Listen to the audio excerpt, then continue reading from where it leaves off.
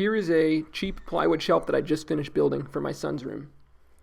The first thing I do is plan out what I'm building on a piece of paper. I wanted the shelves to be 12-inch square, so they're 12 inches deep by 12 inches high, and a normal shelf would be 12 inches wide. And I played with that spacing to get a unique look. I went ahead and pre-cut all these pieces, but they're all pretty much 12 inches deep, and the dividers are 12 inches tall by 12 inches wide. So cut as many as you need. I ended up needing 7, and now for what I'm doing here, I'm just marking the bottom for where I want the dividers to be. I made this little drill guide so that I could drill holes in the exact same place for every single spot. And I'm using this drill bit that came with my Craig pocket hole jig. I'm using this because it comes with a depth stop, and that's really the only reason. You may want to use something a little different, like a brad point bit, because this bit has a tendency to sort of like chip out the edges of the plywood. And you'll see later I end up using a Forstner towards the end, but I should have ended up using a Forstner at the beginning instead of using this bit. But anyway, I'm using dowels to hold all these pieces together, and I decided to go with a contrasting color. I'm going to be using dark walnut to contrast the light wood of this Baltic birch. Now to attach these pieces together, I'm using these little right angle guides.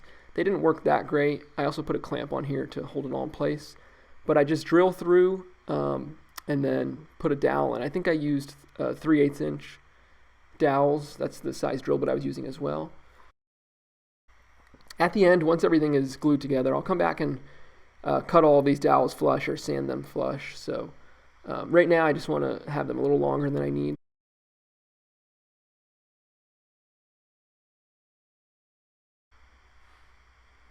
So I just continue along drilling and hammering in the dowels, making sure that once I have one side in that I square up the other side. Using clamps as well to maintain the pressure so that the drill stays nice and straight and doesn't push out the bottom piece.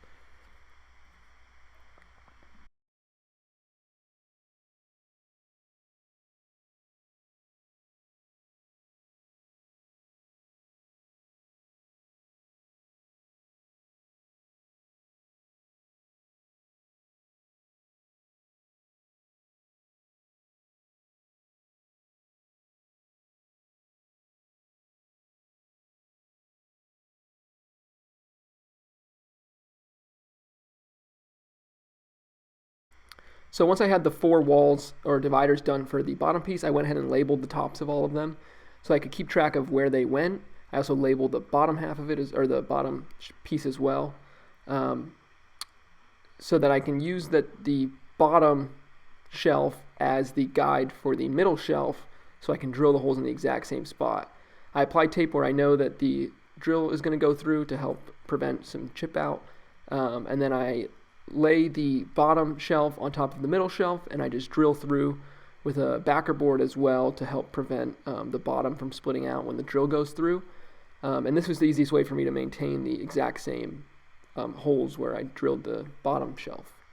I then reassembled the side dividers for that bottom piece, set the middle piece on top, and then I clamp it all in place, drill through, and then apply more dowels.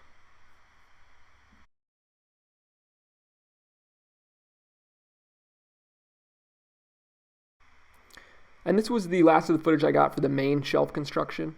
I went one more layer tall, but it's all pretty much the same from this point forward. So depending on how your shelf is, just continue this process depending on where you want your spacing and everything to be.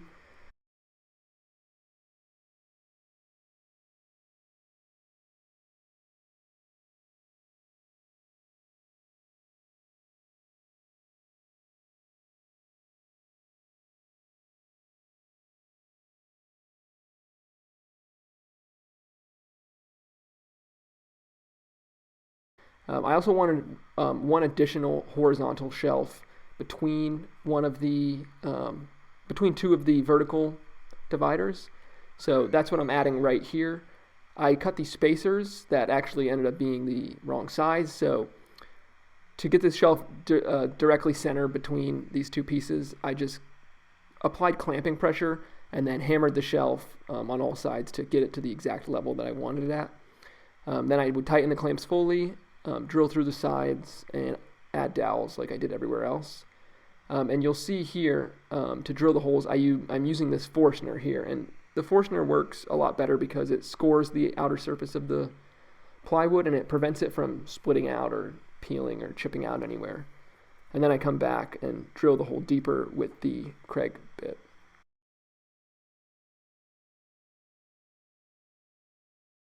So once all that is done, the shelf is pretty much complete. We just have to move on to the legs. For the legs, I glued 6 pieces of 3/4 inch plywood together and then cut them into these little blocks. I also drew lines on here to see what kind of taper I wanted on these legs. I was going to taper 2 sides, but I ended up just cutting 1 taper because I thought that it looked fine that way. I also made this jig to help me cut the tapers. It's just a 1/4 inch sheet of plywood with 2 pieces of scrap wood in the tacked on in the angle that I wanted them to be. And then I just set the block on and run it through.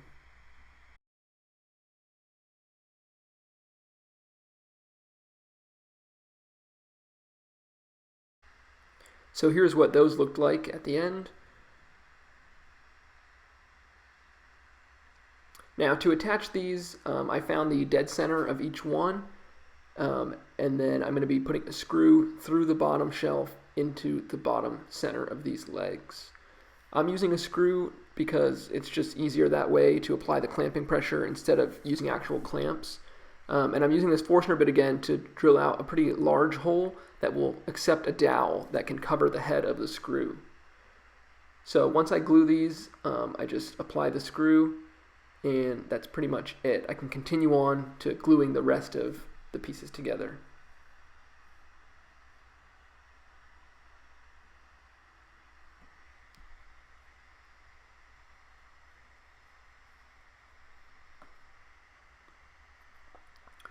Now, I tried to go pretty quick gluing this stuff up. I wanted everything to get a layer of glue, and then I would apply clamping pressure to the entire thing as one whole unit.